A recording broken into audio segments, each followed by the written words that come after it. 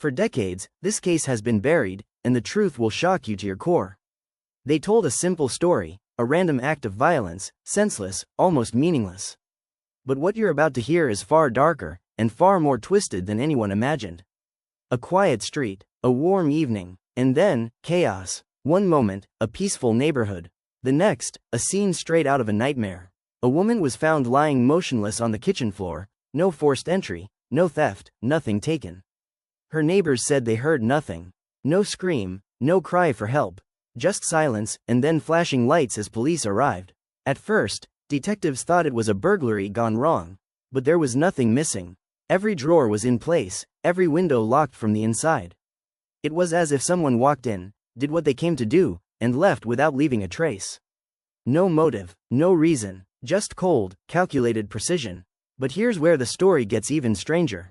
The victim had no enemies, no debts, no fights with neighbors. By all accounts, she was well liked, quiet, and lived a perfectly ordinary life. So why would someone want her gone? Who could do this, with no hesitation, no mercy? And then came the first clue, small, almost invisible. A single fingerprint on the inside of the back door. But when investigators ran it through the database, it didn't match anyone. Not a single person. The print was from someone who, officially, didn't exist. That should have been the end of it, a dead end. But weeks later, a second incident shook the same town. Another resident, living just a few streets away, was found the same way. No sign of struggle, no missing items, nothing but silence, and one more untraceable fingerprint. Suddenly, this wasn't an isolated act of violence. It was something far bigger. A pattern was forming, and what investigators uncovered next left them speechless. They discovered that both victims had one thing in common, an anonymous letter, delivered just days before their deaths. The letters contained no threats, no demands, just a single, chilling line written in red ink. You have been chosen. But chosen for what? And by whom? No one could answer those questions. Police kept everything quiet, hoping to stop a panic. But word spread anyway. People started locking their doors at all hours. Some even left town. And still, the case grew darker. A neighbor came forward with a story that sent shivers down everyone's spine. He said that the night before the first killing, he saw a man standing in the middle of the street, just staring at the victim's house. Not moving, not speaking, just standing there for hours, until he disappeared into the darkness. But when police searched for this man, there was nothing. No cameras caught him, no one else saw him. It was as if he had never been there. And then came the twist no one expected. Detectives found surveillance footage from a gas station 2 miles away. A blurry figure filling up a gas can, wearing a mask and gloves. The timestamp? Just 20 minutes before the first murder. Who was this person? Why were they so careful not to be seen? And what did that gas can have to do with the killings? Everything you think you know about this case is about to change. Because what investigators found next, hidden in a forgotten police archive, would reveal a connection so shocking, it almost tore the entire town apart. If you want to see what they tried to hide next, stay tuned. What investigators uncovered in that forgotten archive changed everything. Buried in a box marked "Closed Cases" was a file from 15 years earlier, a case almost identical to this one. A woman, living alone, found dead in her kitchen. No motive, no theft, and one single, untraceable fingerprint left behind. But here's the most disturbing part. The fingerprint from that cold case was a perfect match to the one found on the victims in the present.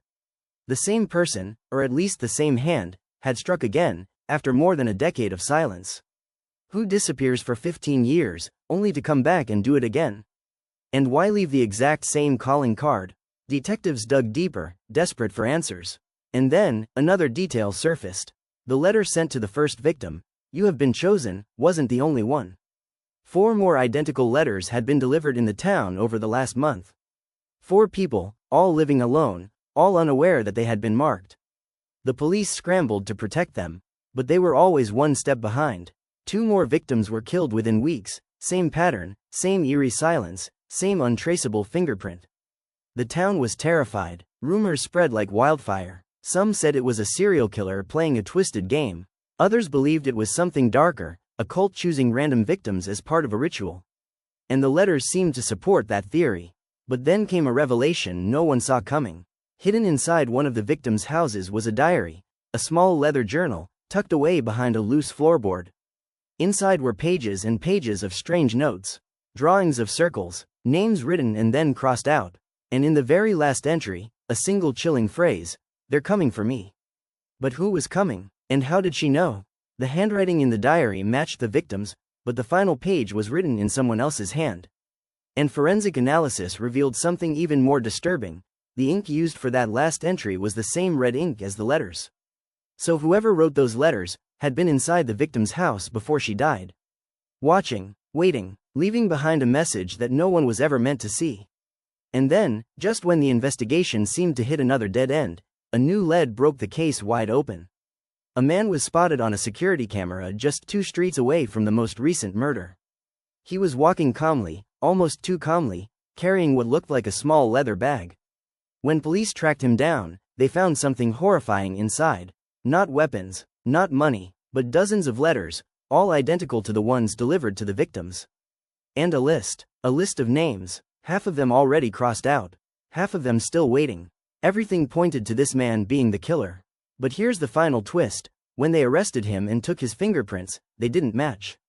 Not a single one matched the prints from the crime scenes. And before he could be questioned, he was found dead in his cell. No motive, no mercy, and no answers. Was he working with someone else? Was he just a messenger? Or was he silenced before he could reveal the truth? The case remains open, the list of names, never made public. And somewhere out there, whoever left those fingerprints is still walking free. The truth has been buried for decades, but now it's finally coming to light. And the next revelation will change everything you thought you knew about this case. Check the next episode to uncover more shocking truths, and stay with me, because this story is far from over.